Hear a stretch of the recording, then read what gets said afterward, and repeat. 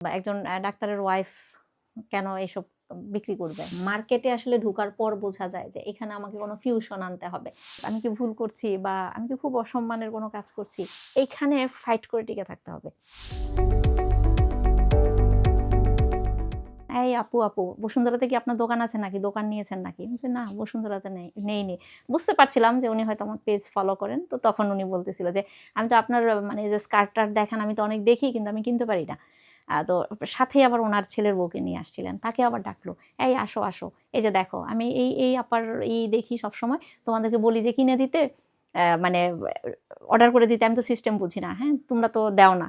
তো এটা ছিল আমার জন্য অনেক মজা। তারপর আমি সাথে একদম মার্কেটে দাঁড়িয়েই পেজে কিভাবে কেনাকাটা করতে হয় বা আমার পেজ থেকে কিভাবে উনি কেনাকাটা করবেন, কিভাবে করবেন একদম সাথে দাঁড়িয়ে ইনস্ট্যান্ট শিখিয়ে দিয়ে সেখান থেকে অর্ডারও নিয়ে আসছি। আমার যখন শুরু করেছিলাম অফলাইনে, যেমন আমার বাচ্চার স্কুল থেকে শুরু করেছিলাম, সরাসরি বলতো, "কি দরকার আপনার কাপড় বিক্রি করার? বা একজন ডাক্তারের ওয়াইফ কেন এসব বিক্রি করবে? কোনো দরকার আছে কি? আপনার তো আর টাকা পয়সার অভাব নাই বা আপনার তো টাকার দরকার নাই। কেন করেন এগুলো?" মাইন্ড সেটআপ আমার থাকতো সবসময় যে আমাকে এই ফেস করতে হবে। হ্যাঁ, মন খারাপ হতো, অনেক মন খারাপ হতো মাঝে মধ্যে। মাঝে মধ্যে না, প্রায়ই। মানে দিন শেষে যখন নিজের একা সময় হয় যে আমি কি ভুল করছি বা আমি কি খুব অসম্মানের কোনো কাজ করছি? এরকম মাঝে হতো। আমার হাসব্যান্ড কখনোই, তার সাথে আমি মন খারাপ করে এগুলো বলতে গেলে সবসময় বলতো যে, "এগুলো কোনো বিষয় না। এরকম হবেই। হ্যাঁ, রান্নাঘরে আটকে থাকার দরকার নাই।" বাংলাদেশে একদম টেকনাফ থেকে তেঁতুলিয়া পর্যন্ত আমার প্রোডাক্ট যায়। মানে এমন কোনো জেলা নাই যে ৭ রঙের প্রোডাক্ট যায় না। আমাদের দেশের বাইরেও USA তে প্রোডাক্ট যায়, UK তে প্রোডাক্ট যায়, জাপান যায়, অস্ট্রেলিয়া যায়। এগুলো সব মানে সব দেশেই মোটামুটি প্রতি মাসেই যায়। ইভেন আরো মজার বিষয় হলো, আমি তো আসলে ঘুরতে অনেক পছন্দ করি। সময় সুযোগ পেলেই বিভিন্ন জায়গায় ঘুরতে চলে যাই। হ্যাঁ? বিভিন্ন জেলায় ঘুরতে চলে যাই। তো মজার বিষয় হলো, কোথাও গেলে কেউ না কেউ আমাকে চিনে। এটা হলো গিয়ে সবচেয়ে বড় অর্জন আমার কাছে। যেখানেই যাই, কেউ না কেউ, কক্সবাজারে গেলাম, "এই আচ্ছা আপনি ওই আপু না? আপনি ৭ রঙের আপু না?"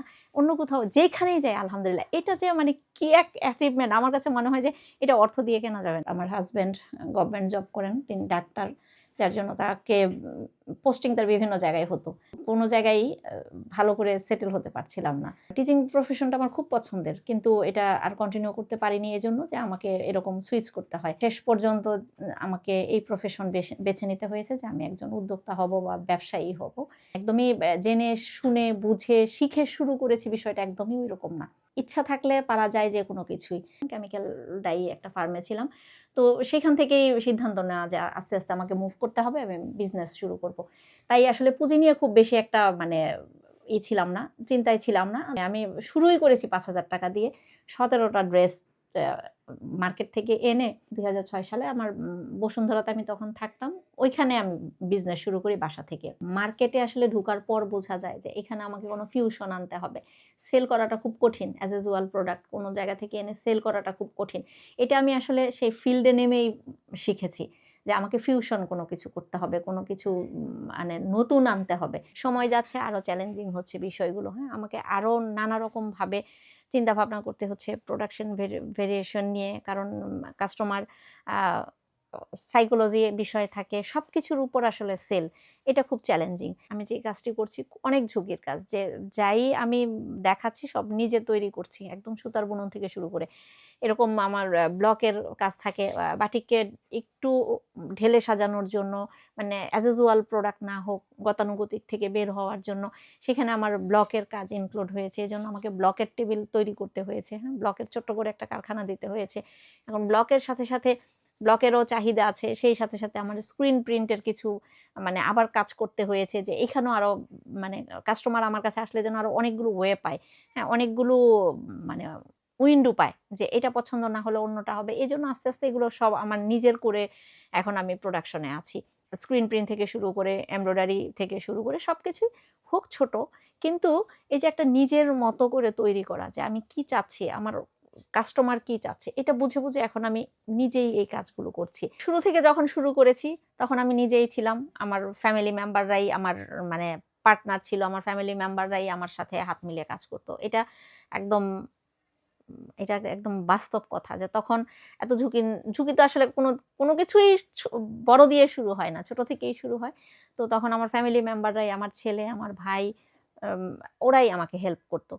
তো ওই জায়গা থেকে এখন আস্তে আস্তে সরে আসতে আসতে যেহেতু নিজের কারখানা হয়েছে, ওয়ার্কারও মোটামুটি শখানেক হয়ে গেছে, সবকিছু মিলিয়ে এখন আলহামদুলিল্লাহ মানে 100+ আমাদের কর্মী, অফিস স্টাফ সবকিছু মিলিয়ে আছে। তো এখন আপাতত আমার 2টি শোরুম আছে, সেই সাথে অনলাইনে চলছে। অনলাইনে বিজনেসটি আমার ফিউচার প্ল্যান বলতে আছে আউটলেটগুলো আলহামদুলিল্লাহ ভালোই চলছে। আপাতত আউটলেট বাড়ানোর প্ল্যান নাই, তবে অনলাইনের পরিধি আরও বিশাল করার আমার একটা ইচ্ছা আছে। সেই শুরু থেকে এখন অবধি যেহেতু টিকে আছি এটাই আমার সাকসেস। আমার কাছে মনে হয় যে আমি যেহেতু এখন পর্যন্ত আমার বিজনেস চালিয়ে নিতে পারছি এটাই সাকসেস। কি পেলাম, কত মানে উপার্জন করলাম, কতগুলো শোরুম হলো, এটা কখনোই আমাকে খুব বেশি মানে মানে খুব আহামরি যে আনন্দিত ঐরকম কোনো কিছু না। আমার কাছে প্রতিদিনই মনে হয় আমি আজকে টিকে আছি, আজকেই আমি সাকসেস।